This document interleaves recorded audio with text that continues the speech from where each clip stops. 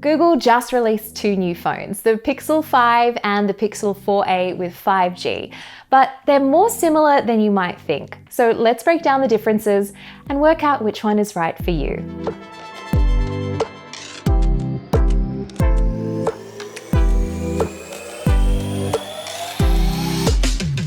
After the missteps of the Pixel 4 from last year, Google has gone back to the drawing board and reworked the Pixel 5. So that means that the look and feel is more similar to the previous Pixel phones than the Pixel 4.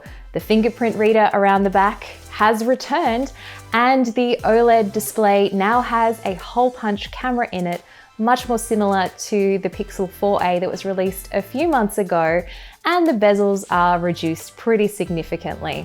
So this means that there are now three main Pixel phones available to buy from Google's lineup. There is the $349 Pixel 4a, there is the $500 Pixel 4a with 5G, and then there is the Pixel 5, which comes in at $700 US. So comparing the Pixel 5 and the Pixel 4a with 5G on paper, there doesn't seem to be too much of a difference between them. So for starters, they both use the same Snapdragon 765G processor. They'll both have 128 gigabytes of onboard storage as well. The displays are slightly different in size, although they are both Full HD+. The Pixel 5 has a 6-inch display, whereas the Pixel 4a with 5G is actually a little bit bigger at 6.2 inches. Now the key difference apart from that size is that the Pixel 5 display is 90 Hz, whereas the 4a with 5G, it's getting clumsy kind of keep saying that, but that's the name of the phone, that one is 60 Hz. The Pixel 5 also has more RAM. It has 8 gigabytes compared to 6 gigabytes on the 4a 5G. And the construction of the body is different as well, even though they look fairly similar. The Pixel 5 is an aluminum finish, or aluminium as I like to say, and it has an IP rating of IP68, so it does have some water resistance on board, whereas the 4a 5G is a polycarbonate or plastic body, and there isn't any water resistance on board. Plus there is no Gorilla Glass coating, or at least not Gorilla Glass 6 like the Pixel 5 has. The Pixel 5 also comes with wireless charging as well as reverse wireless charging, so you can charge things like your headphones from the back of the phone.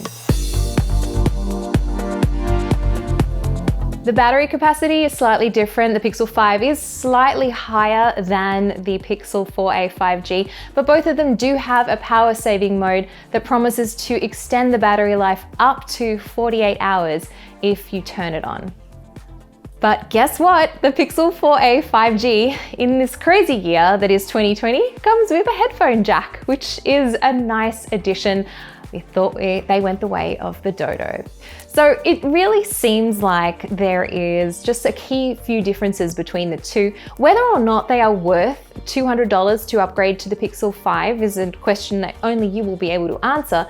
But really the key differences that the $200 extra gives you is a slightly higher capacity battery, a 90 Hz refresh rate screen, and a little bit more RAM. Because as I'll talk about now, the rest of the features are very, very similar. The hardware of the camera specifically is pretty much identical between the two phones.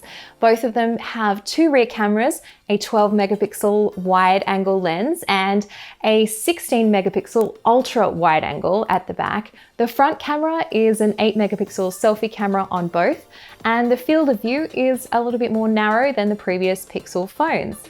So the hardware, identical. The software itself, also identical when it comes to the camera side of things. Both of them will have the same Pixel camera features that you're used to, including night sight with astrophotography mode, portrait mode, the video recording obviously, and super res zoom, as well as some extra features that is being thrown into the Pixel line now to help boost the camera quality. The first is the improvements to portrait mode. So portrait mode will now be able to take photos in low light, in night sight mode, and there will also be a way to help boost the backlit subject, so make sure that they have the most light on them. You can adjust this setting after the fact as well, retroactively for a lot of your photos within Google Photos. The HDR Plus mode has also been improved. This is Google's high dynamic range mode. It now uses a technique called bracketing to also include the exposures over and under the meter to help produce what Google says will be more vivid and vibrant shots. Video recording is also getting a new super steady stabilization and panning feature that will make it look supposedly a little bit more cinematic, and the clips that we've seen from Google giving us samples looks pretty impressive. Now, to store all these photos and videos, it's pretty important that you get some sort of storage included. Now, it's no longer the Google Photos Unlimited high-res storage because that was dropped with the Pixel 4. Instead, it's now 3 months free of Google One, which gives you, on top of some other things, 100 gigabytes of storage.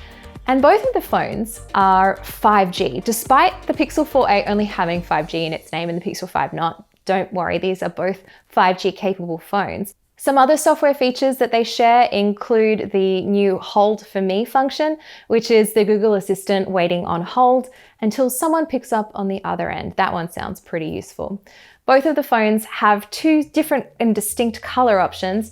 The Pixel 5 will have a black and a sage or a green finish, and the Pixel 4a with 5G will be in a black or a white.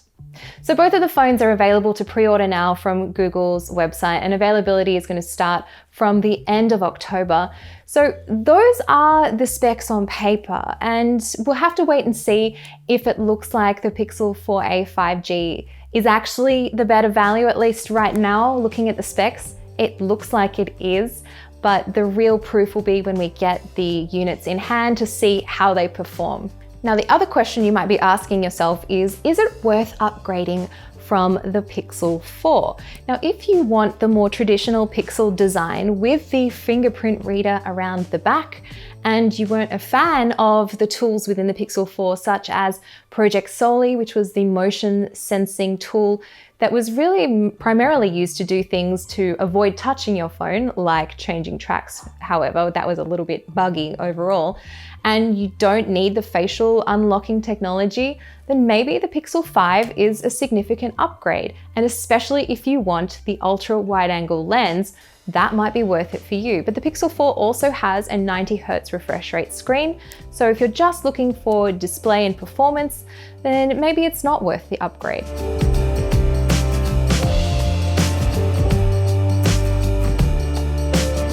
Thanks for watching. I hope this video has helped break down the differences between the 4a 5G and the Pixel 5 to see if it's worth upgrading for you and which one to choose. Stay tuned because we'll have lots more comparisons and Google coverage for you here on CNET.